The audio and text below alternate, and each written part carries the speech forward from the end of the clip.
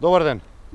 Корупцијата, расипништвото, деструкцијата и криминалното работење не се главна одлика на ВМРО-ДПМН само на централно, туку и на локално ниво. Градоначалниците на ДПМН доследно го следеле примерот на нивниот шеф Никола Груевски и истите криминално работеа на штета на осиромашените граѓани. Доказ за тоа се и пресудите против градоначалникот на Прилеп Маријан Ристевски, кој е осуден бидејќи работел на штета на општината и граѓаните, како и пресудата на Александар Панов, кој бесрамно за време на кампања со црни пари купувал гласови.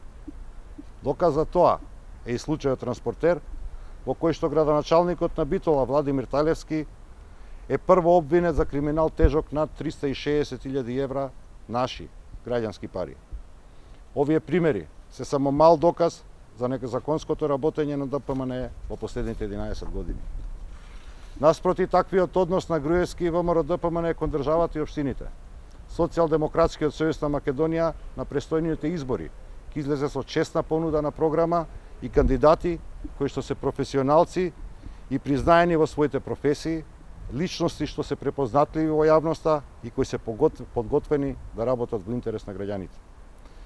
Владата на Македонија, предводена од Социјалдемократскиот сојуз на Македонија, за неполни 3 месеци докажа дека може да се работи и честно, и професионално, и домакински, и одговорно во заштита на државните и интересите на граѓаните. По промената на локално ниво, тоа ќе го докажеме и ќе го докажат новите градоначалници на Социјалдемократскиот сојуз на Македонија и коалицијата. Граѓаните веќе ја препознаваат разликата помеѓу нечестното, деструктивното и коруптивното однесување на ВМРО-ДПМН и одговорното работење на владата предводена од Социјалдемократскиот сојуз на Македонија. Затоа, на локалните избори, градоначалниците на ДПМН ќе се соочат со политичка, а оние кои што работеле незаконски и со правна и кривична одговорност. Македонија станува функционална држава. Таквиот одговорен пристап и спроведувањето на зацртаните реформи ќе продолжат и на локално ниво во интерес и на општините, и на граѓаните, и на Република Македонија. Благодарам, повелете прашање.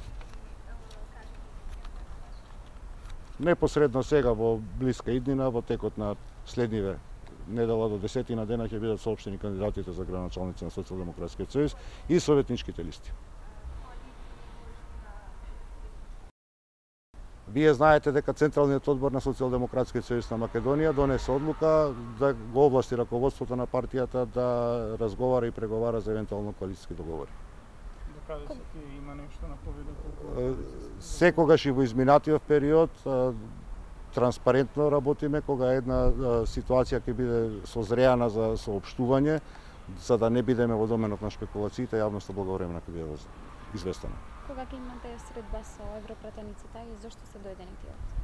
Мислам дека во текот на утрешниот ден дојдени се овдека да изразат својата поддршка за реформскиот курс на Македонија кој што е зафатен, да ја дадат нивната поддршка за токму на тие процеси, да Македонија продолжи со реформите и што е можното побрзо зачленување во евроатланското семејство.